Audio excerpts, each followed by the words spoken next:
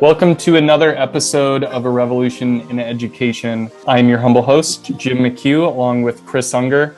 We have two amazing education leaders here with us today. You've previously got to know Thabiti during our conversation around health and wellness in education. But just as a reminder for those that had listened to that episode and then those that are new to the conversation today, he is the head of school at Codman Academy Charter Public School. We're going to get into more of his story, but he brought along a trusted colleague, somebody that he's worked hand in hand with in previous engagements, and that is Juma Crawford, who has been a leader in the philanthropic nonprofit and education space for over 20 years. He currently serves as the CEO of the Oakland Fund for Public Innovation, with a focus on building public-private partnerships that lead to innovative solutions. Welcome to you both.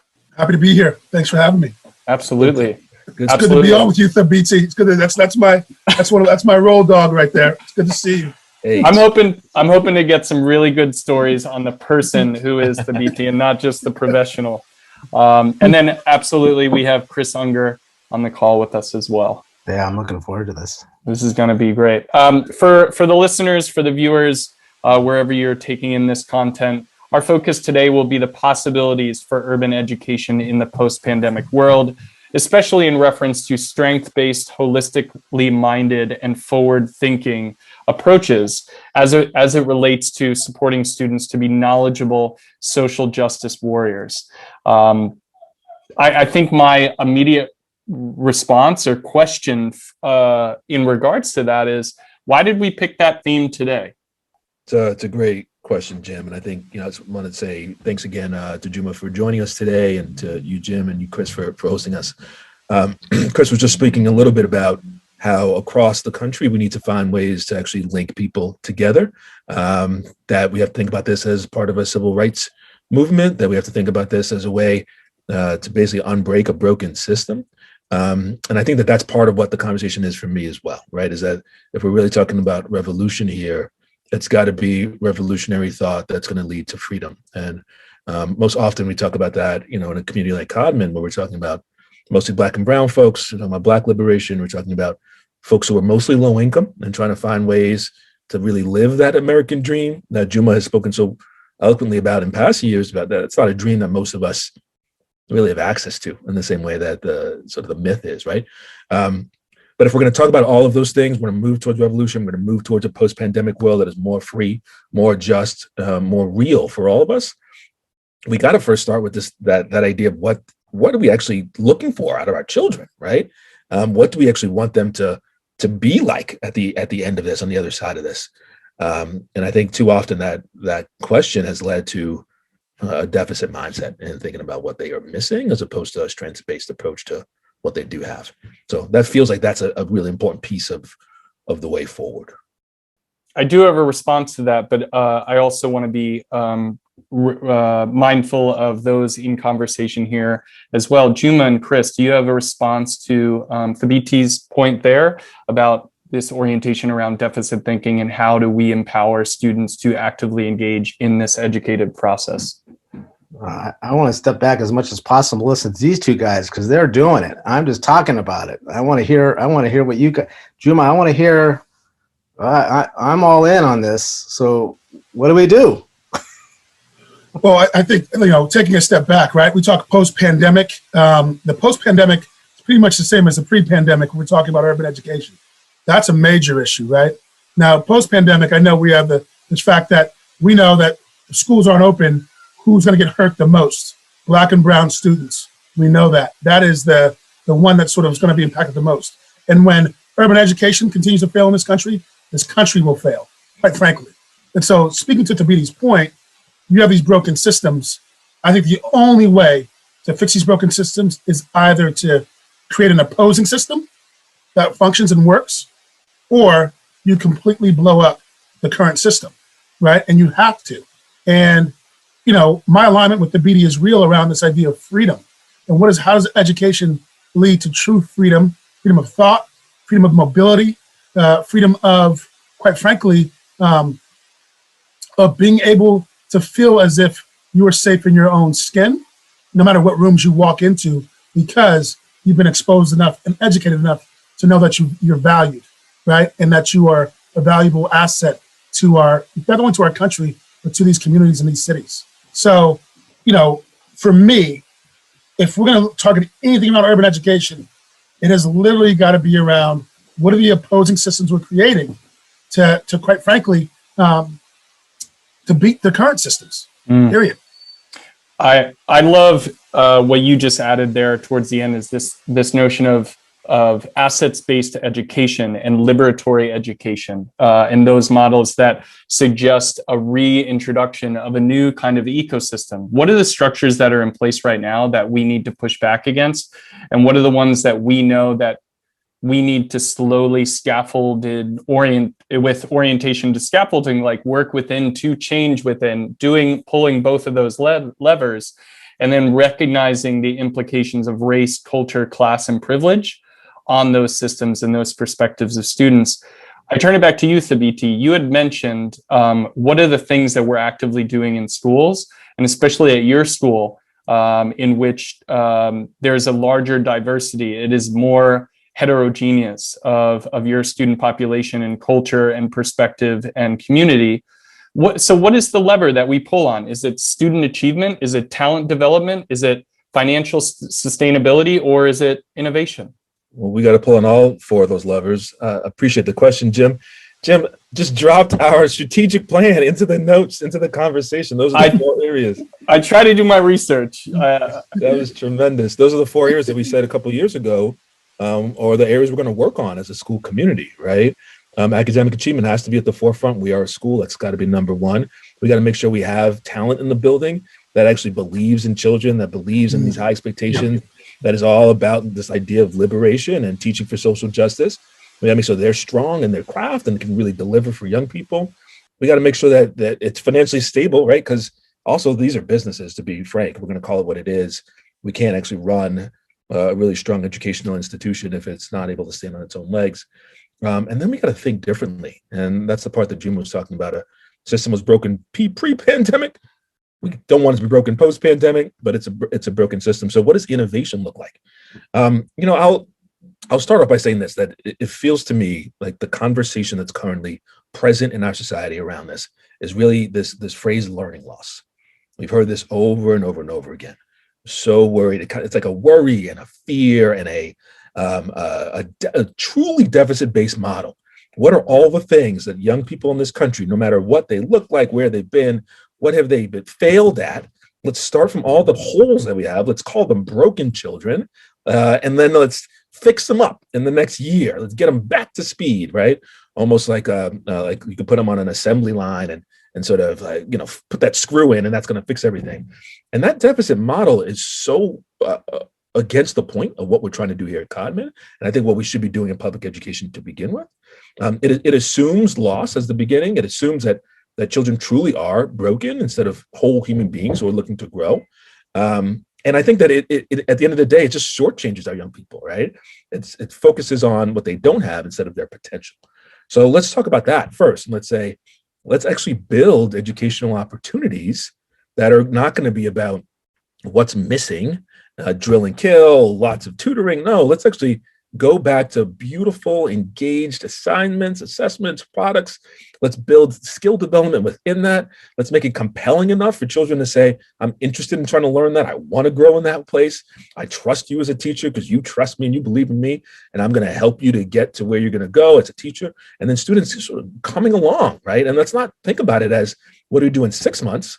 Let's talk about 3 to 5 years. What do we actually want to rebuild? Because, we don't need to bring back the parts that were broken. Let's bring back only the beauty, right? What do we need to build into to make sure that it's a strengths-based and it's a forward and positive thinking model? So can I put you guys on the spot? You ready? Of course. Absolutely. Let's go. Ready? That's the best way to go. Let's go. Okay, here we Way go. to play. I totally agree with you. And in a sense, you have to do this dance. I would say, Thabiti, you have a little tango dance you have to do around ELA and math scores and achievement across different. You're fixing the deficits, and then you've got higher aspirations for your youth, and I know you do. And so it's speaking to that, you too, Juma. And you guys you can duke it out, see who gets to try to answer this first. This is going to, I know I'm hitting you up without any preparation, but here it is.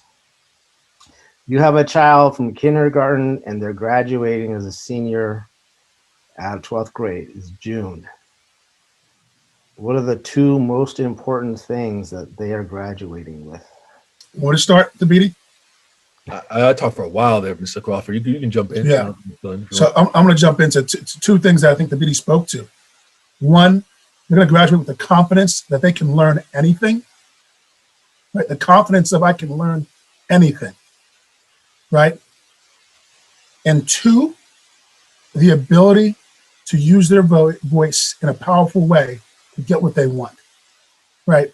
Those are the two things, right? That we believe, at least I believe that's what Codman does, right? And I believe, quite frankly, Thabiti knows this. I think he's one of the most brilliant educators in this country. But Codman is, in many ways, that opposing system. It's like we don't have rules, we have expectations, right? And at the same time, we're looking at you to sort of build your self-confidence to the point where you have your voice and that you believe you can learn anything, right? And if they have that, they can walk into different rooms, different doors, different spheres, and be their authentic selves, but at the same time, problem solve, right? Critically think, and be able to voice their recommendations and what they want and self-advocate. I'll build on that and say, thank you, Juma, for being so clear about that. Yeah. I mean, the truth is, we don't know everything, period, when we graduate from high school, right? It's not like there's a finite set of data that you can get to a young person so that when they graduate, they're capable in the world. They need to know where their holes are. They need to know how to ask the questions to fill those holes. And they have to be, as Jim, that's the framework part that Jim was talking about. And then they have to have that agency piece built in, right? It's got to be that I feel, because I've already experienced this in my pre-high school years, in my high school years. Here's a problem. I got the knowledge that I needed to try to solve it. Then I solved it. I have that experience. I've done that hundreds of times in my career as a student. And now I can take that to the next level, I can do that in the workplace. I can do that in the next school environment. That agency is so important. And it is not at all what we're talking about right now across the country, right? Folks aren't saying, are students strong enough in their sense of self that they can ask really good questions to get their answers? No, it's really, what are they missing? How much have they lost? How much suffering, right? So I agree with you. I think those are so important. How does the school do that? So I would argue there's a few things. I think Chris, you spoke to a little bit. Jim spoke to it too as well. I think it starts with one, who are the adults in the building working with these young people, right? And how are they working with them? Who are the adults in the building working with these young people, right? And how are they teaching them? And how are they teaching them, again, not from a book, how are they teaching them through dialogue? How are they teaching them through interactions in the hallway? How are they teaching them sort of how they sort of, in terms of their beliefs, their belief systems and them, right? It's all these different pieces, right? Because quite frankly, if we're being really real about this, no matter what race you are, as a teacher, as an adult, you've been part of this broken system as well. And can you recognize that when you go in these classrooms, are you willing to fight against that as you think about your pedagogy, but also as you think about your social interactions with these young people and your beliefs around what they're capable of and what you believe they're capable of. But the one thing I will argue every time is, if you have teachers or educators who cannot see themselves in those young people, get them out of the building. I can't agree with you more, Juma, there. I mean, you emphasize the ability of students to learn anything. There's this sense of agency, Thabiti, that you had recognized, the expectations and not the rules. So not being prescriptive, but allowing for agile responses of students to then be critically conscious of the systems that they're a part of. And it's not just the four walls of a classroom. So that last point really resonates with me, Juma, in that there is no neutral discipline or subject. I remember being a math educator and having folks and colleagues and other people that I've worked with that try with good intention to say, this is the math, this is what will prepare them, this is how you go about having this math scope and sequence flow. But there is no neutral educative process there. You're either a racist approach or an anti-racist approach. There is either asset-based understanding and pedagogy, or there is a banking model that Freire pushed back against and named explicitly. And so kind of to what Chris was saying, and what you've highlighted here is, who are the adults? Because I think the thing that I'm going to push back on you on is, adults will continue to be in these spaces, in the small communities, in the rural communities, and communities where there needs to be a higher attention and lower turnover among teachers, to place like really knowledgeable, high quality educators in those classrooms. My question is, do you take the approach of saying those that aren't reflective enough to think about their identity and how it plays out in the part of how they identify and relate to students, do we push them aside? Or is there active coaching and collaboration and almost a bringing in, but with really good warm rapport and nudging to say, you're here because you want to be, but we need to help you develop just as much as students? Listen, this is human work, right? And I think that tension you're bringing up, Jim, I appreciate you posing it as a question, because it is a forever question. Great question. And the way that I think about it a lot is, what is the amount of urgency that our team here has to support our children at growing at the fastest possible rate? And is their rate of growth fast enough to help that urgent need that the students have? And so if those lines line up, if those slopes are going in the same direction, then everybody's moving, that's great. But if the adults curve is so short and we want the kids to do this, then that adult's not going to make it over time, right? They do need to grow at a pretty high rate. So I'll start off and say that, right? And then I'll say, but we as schools need to invest in our young people, just like we need to invest in our staff. And so if we do want to have a way of staff being able to be culturally competent, to speak passionately about issues of equity, to infuse those elements into their lessons, right? Then we got to teach them in the same way that we got to teach students. So at Codman, we have these ongoing equity sessions that are part and parcel of our work. We've been doing it since the beginning, since Juma was a teacher walking these hallways many moons ago. And, the idea is, let's actually bring to the fore these really difficult issues about identity. Let's talk about the ways in which we are harmful to each other, both implicitly and explicitly. And let's be explicit about the ways in which we want to try to make change, right? We just had one of these sessions. It was an hour and a half long on Friday. And we were talking about the impact on the Asian American and Pacific Islander community of the shootings right outside of Atlanta, and how that has impacted members of our community here, both people of Asian descent and people who are not. And what can we do in our classrooms? What can we do as an administration? What can we do as a school to try to address these real biases, difficulties, pains that are happening in the world? It was not a very easy conversation. There was hard feelings. People had differences of opinion, but we were grappling together with the very real difficulties of bias, of violence, and of years, hundreds of years of oppression, right? And what I appreciate about it is that messiness does translate into every member of our community saying, hey, am I there yet? No, we're not there yet. What can I do now to get better, right? So a group of folks going and say, I need to do more learning. And other folks saying, and now I need to actually make some action. I need to actually take some action. So one action for me coming out of that is, what are we doing to make sure that we are as accessible to the Vietnamese community that's a mile away from us in Fields Corner as we are to the largely Black and Latino community that is here at the school? And so how do we make sure that we are open and inviting of all communities who are local to us and not just the folks who are currently with us? So things like that. And I can take steps in that. Our students can take steps in that. Our teachers have to see themselves as growing in that work. Our staff have to see themselves as growing in that work. And that's the place where I think we would jump off. You're not growing in it, we don't want you here with us. And I have to sort of amen what Thabiti said right there in many ways, right? And to that point, what he's speaking to, quite frankly, is you have to create environments where you have brave spaces, not necessarily safe spaces, but brave spaces where conflict and confrontation is not necessarily a bad thing, as you're thinking about how you evolve and grow, and sort of this whole process of identity is one that sort of changes over time as a human being, period, right? But I think the danger, particularly, and I'll be very straight, with liberal white teachers many times, and some teachers of color, is that folks think they're already there. That's dangerous, particularly if you're working in all Black and brown environments, right? And I've made this argument a few times. We need more, quite frankly, strong, intelligent, sort of woke white leaders to go to Trump country, to go to the rural areas and teach there to change those groups, right? Like we really do. We need to sort of shift that dynamic of, because they have the privilege of doing that. I can't do it. They're not going to listen to me at all. I can't even walk in the door, right? Thabiti can't do it. But the danger is, I think, and quite frankly, let me be very real. I think you see this danger with folks of all races, right? So it's not just white.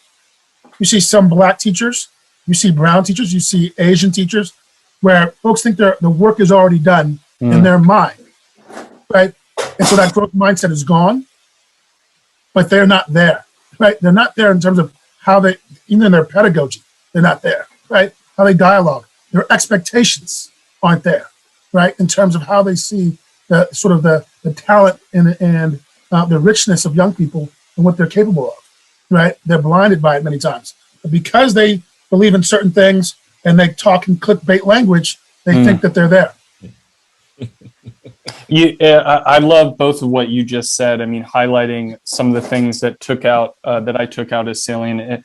These brave spaces, argument has gotten a negative connotation to the sense of what that means. You should be in a really healthy environment for dialogue to be able to develop solid arguments based on empirical evidence, based on what you're seeing in front of you that is empirically apparent to all. And so I really recognize and value those spaces. We talk about integration of other sectors of the economy and of society. And Juma, this is a question that I'd like to ask, if not now, but later, is like, you're working in philanthropy. I see an integration of transportation and education in public services for social safety nets and being able to access high quality, nutritionally dense foods, and the community in which you're a part all factors into what Thabiti, you mentioned earlier, is like, how do we encourage students to think critically? They're not just learning in the four walls of their classroom, they're learning in their community too. And how do you develop a sustained plan so that you recognize a dollar that goes to, as you've highlighted here, Juma, and I'd love to hear more about, like, Keep Oakland Housed. That's going to have huge impact on the life, the educational experiences of our students. So I'd love to hear more about what you're working on the integration of education in all these other spaces. Question. Well, I would say that, one, we know that in any city, including Oakland, that students are impacted by all the things going around in their community, whether it be positive or negative things, right? Whether it be community celebrations or community violence, whether it be housing insecurity or food insecurity, whether it be festivals, whatever it is, they're impacted by what's happening in their communities. And I believe that, quite frankly, cities and city government plays a role in this outside of the school district in terms of how we think about investment in cities, right? Investment in the different ecosystems of neighborhoods and communities of a city to improve, one, the experiences of young people in those communities, right? But two, to also think about, quite frankly, how systems are impacting their lives every day, whether it be transportation and sort of how that looks, whether it be public space and green space and how that looks, right? Whether it be public art and sort of how that's sort of impacting folks and where they live, right? And so I think city government and quite frankly, philanthropy has a role to play in creating dignity in different ecosystems and neighborhoods, right? And I think one of the things that makes Codman unique is this idea that it's a neighborhood school. It's trying to impact all sort of different systems within the Codman Square area, whether it's green space, transportation, buildings, and architecture, right? How people students walking to school and class every day, investments and businesses around the neighborhood, right? And so I think city needs to do a better job. City governments do a better job of thinking about not only education being inside the schools, but how they're investing in neighborhoods that impact student lives every day, right? And so at the Oakland Fund for Public, where I work, my role at the fund, quite frankly, is to take private dollars and match it with public dollars for innovative pilots that will scale, right? That can scale, period. And for us, it's about can we have a 70% conversion rate of pilot to permanence or pilot to policy, right? Because you hear pilot, and I don't care who you are in the world, pilot means temporary. And we can't have temporary fixes in urban education, right? All these things can be dynamic, right? And how we think about urban education. And the future is the city is the part of urban education, right? City government and the systems that play in city government, whether it be housing, whether it be workforce development, jobs, whether it be clean energy as we're moving forward, these be all sort of part of, quite frankly, the canon of knowledge and impacting students in their spaces and place-based schools. And I'm gonna snap you up here, Juma, and I'm also going to say how much I appreciate how you're making these really strong links between the educational space that is traditional schools and then urban environments and with the role that city government can play, or even state level government and policymakers regionally can play, right? Let's be frank here and let's be real and let's just say that our communities have been disinvested for generations. That is the reality. When we look at some of the more progressive city government policies around the country that say, if you're going to pay, $5 downtown to build this building, I need you to put then $2.50 into this community over here, right? That's how we're going to get businesses to invest in communities.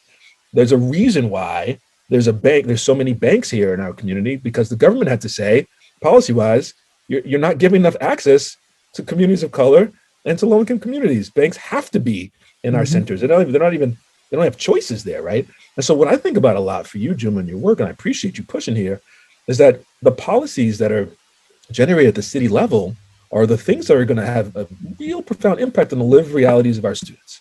And so that's fine. We can do a lot with our young people when they're here with us. Right. But they have to know that there are job opportunities on their corner. They have to know that local government believes that they're worth investing in by planting trees in our neighborhood, right?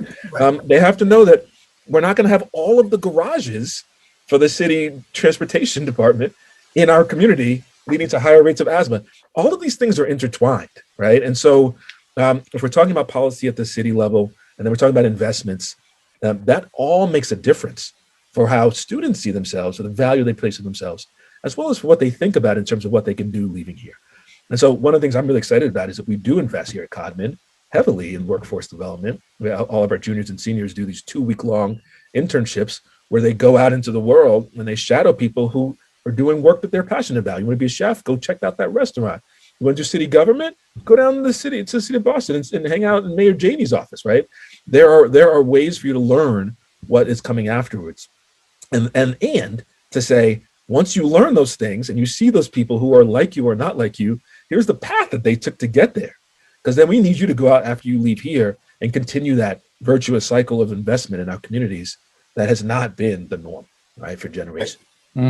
Absolutely. And that's where there needs to be, speaking to Thabiti's point, a call, quite frankly, for city government to really tie racial equity and equity to their policies, right?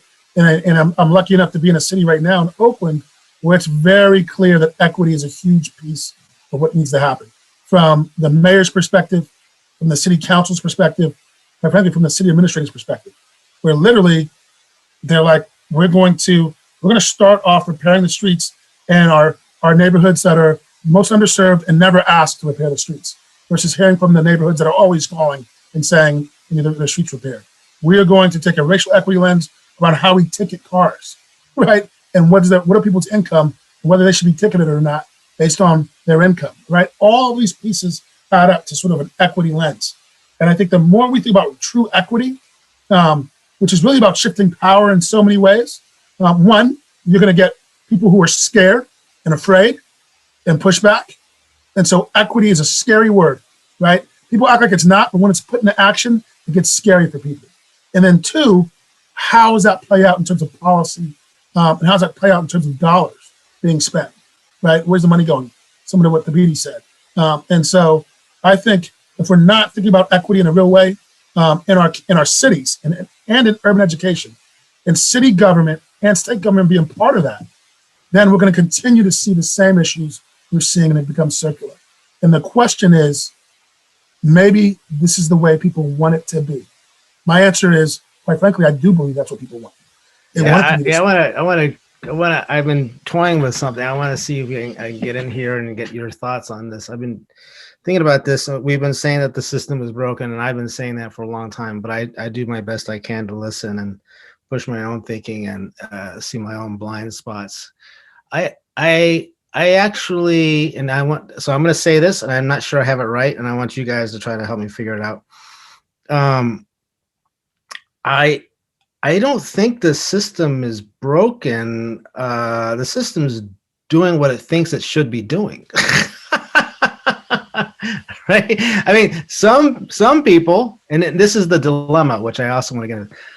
Some people believe that, we're going to judge a good school on ELA and math scores. And then we're going to judge a good school on the degree to which different populations are scoring on those things. And then the pressure on teachers by the district administrators down to the school leaders, down to the teachers, the value of the person, the individual, is only that of which their ELA or math score is sufficient, including the child. Oh, that Thabiti, I think you said that, right? We're seeing these kids as deficits. So I think about, and I'm really treading sensitive water here, so you guys can, Brave spaces. It's okay. You're doing great. Brave spaces. Okay. Well, so I have these images of the civil rights movement, and you can only drink from this fountain. You can only drink from this fountain. You can only go to this bathroom. You can, all that stuff. And it's like the system was doing what it wanted to do. Right? Okay. So now somebody somewhere along the lines, and it's been reinforced, which is crazy making to me. It's been reinforced that, okay, well, they should at least be able to read, write, and do arithmetic. And that is the greatest value, right? And do I want them to be able to read and write and do, math? Yeah, so I don't know if we need to fix the system, but just like in the civil rights movement, where we're saying it's not about separating people and seeing their worth in certain ways. It's about seeing people as people and creating authentic and valued relationships with them, and us all going hand in hand, arm in arm, as individuals, as people, that our job is uplift everyone to be able to live the lives that they want to live. And, so in a sense, I don't think it's fixing the system. I actually think there's like a different ethos or different paradigm that we need to build. And I think for you, Juma and Thabiti, which I know you're working on, we have to work on the development of that different sort of paradigm of what we're doing with youth and why and how and the value of it. And then we have to demonstrate its efficacy and worthwhile. This is the system we should have. I don't even say system. Maybe we have to figure out a different way to think about it. What is the ethos, if that's the right way to put it, where we're not operating as like, oh, we need to have like these health codes because we're worried about this. It's rather like, let us be together. Let's bring everybody together. Let's value each other, and let's all feel the commitment and responsibility to ensure that everyone is able to live the life they want to live and pursue the lives they want to live. And that to me is it's a huge transformation.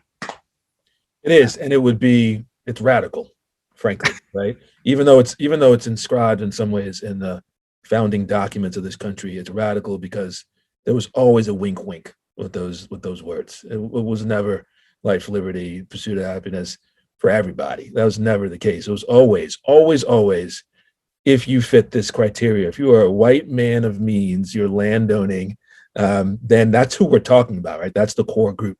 And it still is the core group as a student of history. That still is the core group in this country. And when Juma said, change, when we talk about equity, the difficulty with people seeing that is that means they lose power. And if they lose power, then they're going to say, I'm not down with this. Chris, one thing I want to say for you, which I really appreciate, is you're talking about it is radical because we have never all been invited to the table together in this country, period. And if you're talking about the system's working as it's intended, I'm gonna ratify that and say, yes, it is working just as it's intended. It is still broken for me.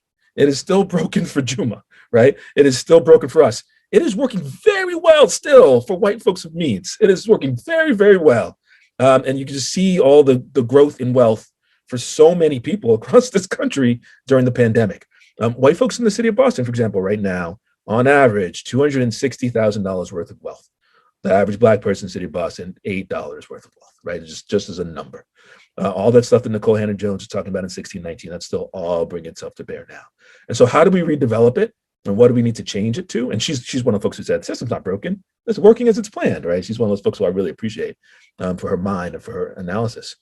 All right, so let's go to something radical as well. If it's working as planned, it's always been to actually use the labor of poor folks and use the labor of folks of color in this country to then translate into wealth for wealthier white men in particular. Then maybe we should be talking more about reparations, Juma, right? Maybe we should be talking more about this city, this government, this state level government, this federal level government has siphoned the wealth out of our people for so long. Let's actually have a conversation that's saying, give us back the wealth that you stole from us, right? So those policy changes that are about investment in cities or investment in urban youth or that stuff is making up for stuff you stole from before. That's not like a handout. That's not a charity. You stole it from me and you need to give it back, right? And so that, to me, that's the change. The change is, let's not have a conversation about this being a deficit and all the ways that we are not allowing the meritocracy to work. Let's be real. The meritocracy never worked. It was always broken. And let's actually redistribute some of that wealth and those means and those resources to people who you stole from. Right. Amen. And I'd say, quite frankly, I've worked in the field of philanthropy. I'm in that field sort of in a hybrid role now. Philanthropy is a major part of that problem, right? Philanthropy is trying to put band-aids over bullet wounds, and most of philanthropy is full of shit. I don't know if I could say that on the podcast, but I'm going to say it either way. And that was a revolution in this podcast alone, because you're the first person to curse. So we're going to leave it in there. You're a true revolutionary in multiple ways. Keep going. It's great. And it's to Thabiti's point, right? There's a point in time where at some point, the 40 acres and a mule should have happened, right? Because it happened for a whole lot of folks who came to this country who never went through sort of the genocide of slavery, the brutalization of slavery, or the quite frankly, the genocide of indigenous people. There are plenty of folks from Nordic countries who came here who got plenty of land and farm subsidies to build their own businesses. We never got our 40 acres and a mule, quite frankly. And now I'm like, let's give me 10 acres and a Tacoma, and I'm good, right? Give me 10 acres of Toyota Tacoma, and then we can really change something possible. But until folks are really getting serious about how money and power shifts in that way, it's going to be circular. It's going to be circular. And that's scary for people, because people, all of a sudden, someone says money. For some reason, they say, they'll talk about kids all day long. We should do this for kids. Well, when they start talking about money, all of a sudden, wait a minute, you guys are talking about money now, right? It's the craziest thing I've ever seen in my life. It's nuts. I can be with someone who's a big donor talking about money. And for me, it's easy to raise money because I realize money doesn't mean anything. But you have these people, these parents every day who are investing their most valuable asset, there's children, in a system that's broken. And these folks are worried about money, right? And so it's like, it blows my mind, because this whole idea of reparations all of a sudden has become something that's sort of like a 4-letter word that means that it's you're giving out handouts. Like no, that's just a bill that's owed at this point. It's a bill that's owed in many ways. Thabiti, when we first spoke, we talked about this idea of equity and how that word and the definition has morphed, has changed, has in some regards evolved, but also has been watered down in many ways. And so you're naming reparations, and I see it in data that comes out on surveys from, and you named it as well, like white liberals who will say, like, I believe in diversity of workforce, and I believe that there should be greater equity pushes for students of any given culture, any given environment, any community, but they will say in the same breath, like, not in my backyard when it comes to providing homes for those that need additional assistance, or greater transportation to communities that have been redlined out of having equal access to so many good public services. And we've seen that throughout the last, I don't know, however long it's been, in which housing has been made more accessible to particular ethnicities more than others. And you even see it with the GI Bill. So I think this notion of like giving back what is owed, because this country was founded on not just what's been constituted in statutes, regulations, and the Constitution, but it's frankly through community members that have not been highlighted. Their voices have been amplified. Any final thoughts? I want to throw something in here. Because this is an important one, and since most of the people listening to this, not all of it, but most of them are educators. They work in districts and schools. Some of them are parents, maybe. Some of them are educators working outside the system. Let me ask you this. How could an adult in a school, or how could a school itself or a district itself be an engine of transformation in the country? How could schools and educators be an engine of transformation? I can answer. Can I go first? I'll go first. Quite frankly, they can start with something they know well, right? Which is teach the whole truth. And if you don't know the whole truth, figure out how to figure out the whole entire truth. Right? If they really want to start, teach the whole truth. Right? Teach the entire story. I was just talking to my cousin. I'll give you an example, very clear. This is very simple. I have a cousin. He's 25 now. He works for McKinsey. He went to Harvard, graduated from Harvard, grew up in Memphis. He went to one of the top private schools in Memphis. In his AP history class, they spent 20 minutes on African-American history and on slavery. 20 minutes the entire year. The Civil War is called the War of Northern Aggression. He just graduated from Harvard 3 years ago, right? He was in school in Memphis, and he graduated from school in Memphis in 2015. The War of Northern Aggression. So they're still using this, right? Top level school, top private school in Memphis, right? It starts with teaching the truth, the entire brutal truth, confronting brutal truth. You can't confront that as educators because you feel guilty or you feel like you're not a part of the problem, feel like a part of the system, then you're failing our young people. Teach the entire brutal truth, right? Because part of it's beautiful, part of it's brutal. Yeah, I was just about to say, tell the whole truth. And I put this in the chat now. And for those that are listening and viewing, I had a Black colleague tell me recently, your history is a core curriculum, my history is an elective. So you just highlighting the 20 minutes of time devoted to a particular part of the truth, it's abhorrently wrong, and it needs to be addressed. I'll ask Chris's question to you, Thabiti, as well. Sorry to step in there. No. It's an important addition. And then I wonder, Juma, whose truth, right? Whose truth? And that's what so many folks will say. Oh, that's not the truth. You're trying to brainwash my children with that stuff. That's not how, right? Or I was down south talking about some of my cousins who live down in the Atlanta area, and hearing the neighbors say, "Oh, my Confederate flag. Oh, that's just heritage, honey. That's not hate. That's heritage, right?" And her truth is, yeah, it's my Southern pride, and my truth is, you're trying to kill me, right? And so, I say teach both. Let's teach both. Don't just they'll teach. Yeah, I'm right, exactly. The deal. Completely right. States' rights. Teach that conversation, right? Let's teach that actual conversation. This is actually what you'll hear. and let's actually talk about it, and let's talk about the nuance. So I'm with that.